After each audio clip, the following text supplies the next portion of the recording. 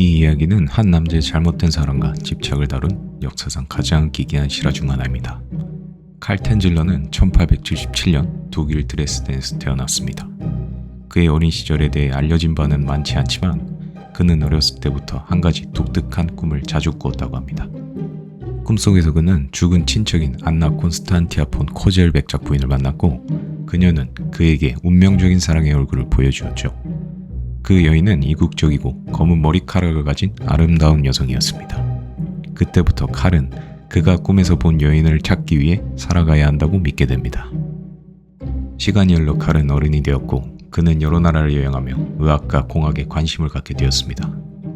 그의 마음속에는 언젠가 그 꿈에서 본 여인을 찾겠다는 확신이 더욱 굳게 자리 잡고 있었습니다. 1920년 칼은 독일로 돌아와 도리스 샤프와 결혼하여 두 자녀를 낳게 됩니다. 칼은 여행을 계속하여 1926년 미국으로 이주하여 결국 플로리다주 제퍼힐스에 정착하였고 나중에 그의 아내와 아이들도 그와 함께 그곳에 정착하게 됩니다. 그러나 텐즐러는 다시 가족을 떠나 플로리다주 키웨스트에 있는 해양병원에서 방사선 기술자가 되었고 당시 53세인 칼은 그곳에서 운명처럼 한 여인을 만나게 됩니다. 그 여인은 바로 엘레나 데 오요스. 쿠박의 미국인으로 당시 20세의 엘레나는 심각한 결핵에 걸려 병원을 찾았던 환자였습니다. 그 순간 칼은 그녀가 자신이 어렸을 때 꿈에서 본 바로 그 여인이라는 것을 확신하게 됩니다. 엘레나는 칼에게 단순한 환자가 아니었습니다. 그녀는 그가 평생을 기다려온 운명적인 사랑이었죠. 하지만 엘레나는 결핵에 걸려 있었고 당시 결핵은 치료할 수 없는 중병으로 여겨지던 시기였습니다. 칼은 엘레나를 살리기 위해 자신의 방사선 기술을 이용해 다양한 치료법을 시도하였습니다. 그는 병원에서 엘레나의 상태를 체크할 뿐만 아니라 집으로 의료 장비를 가져와 직접 그녀를 치료하려 했습니다. 그 과정에서 칼은 엘레나에게 고가의 선물을 주고 그녀에게 끊임없이 사랑을 고백했습니다. 하지만 안타깝게도 엘레나는 칼의 사랑을 받아들이지 않았습니다. 그녀는 단지 치료받는 환자였을 뿐 칼에게 특별한 감정을 느끼지 않았던 것으로 보입니다. 결국 엘레나는 1931년 22세의 나이로 세상을 떠났습니다. 엘레나가 죽자 칼은 그녀의 장례를 모두 준비하며 그녀를 위한 화려한 묘소를 세웠습니다. 엘레나가 세상을 떠난 후에도 칼의 사랑은 멈추지 않았습니다. 그는 매일 엘레나의 묘소를 찾아가 노래를 불러주고 대화를 나누며 그녀의 영혼이 자신과 소통하고 있다고 믿었습니다. 그러나 이러한 집착은 점점 더 기이한 방향으로 흘러가게 됩니다. 칼은 어느 날 엘레나의 영혼이 자신에게 자신을 집으로 데려가 달라고 요청했다고 주장합니다. 그리고 그 말을 들은 칼은 충격적인 결정을 내리게 됩니다.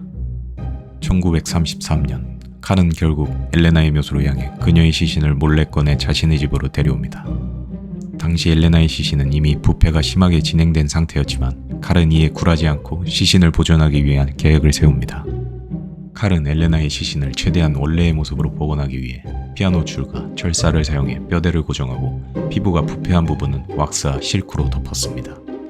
눈은 유리로 만든 가짜 눈을 사용했고 엘레나의 머리카락으로 만든 가발을 그녀의 두피에 붙였습니다.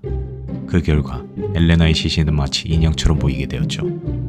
그렇게 복원된 엘레나의 시신은 칼의 침대에 눕혀졌고 칼은 매일 밤 그녀와 함께 잠을 잤습니다. 이 기이한 생활은 무려 7년 동안 이어졌습니다. 하지만 이웃들은 칼의 이상한 행동을 의심하기 시작했습니다. 그는 혼자 살고 있음에도 불구하고 여성용 옷과 향수를 구매하는 모습이 목격되었고 어떤 이웃은 칼이 시신과 함께 춤을 추는 장면을 목격했다고 주장했습니다. 결국 소문을 들은 엘레나의 여동생 플로린다는 칼의 집을 찾아가 진실을 확인하려 했습니다. 처음에 그녀는 칼이 만든 인형이라고 생각했지만 곧 그것이 엘레나의 시신임을 깨닫고 충격에 빠집니다. 플로린다는 즉시 경찰에 신고했고 칼은 체포되었습니다. 1940년 칼 텐즐러는 무덤 파괴와 시신절도 혐의로 재판에 넘겨졌습니다. 그러나 사람들은 그를 단순한 범죄자가 아니라 사랑에 미친 불쌍한 남자로 여겼습니다. 법정에서도 그의 행동이 정신적 이상에 의한 것이 아니라 판단되어 큰 처벌은 받지 않았습니다. 그는 결국 무죄로 풀려났고 많은 사람들이 그를 동정했습니다. 풀려난 후에도 칼은 엘레나에 대한 집착을 버리지 못했습니다. 그는 엘레나의 얼굴을 본따 만든 인형과 함께 여생을 보냈습니다. 그는 죽기 전까지도 그 인형과 함께 춤을 추고 대화를 나누었다고 전해집니다. 이 이야기는 사랑의 이름으로 행해진 극단적인 집착이 어떤 결과를 가져올 수 있는지를 보여줍니다. 죽음에도 끝나지 않는 사랑이 과연 진정한 사랑일까요? 아니면 위험한 광기였을까요?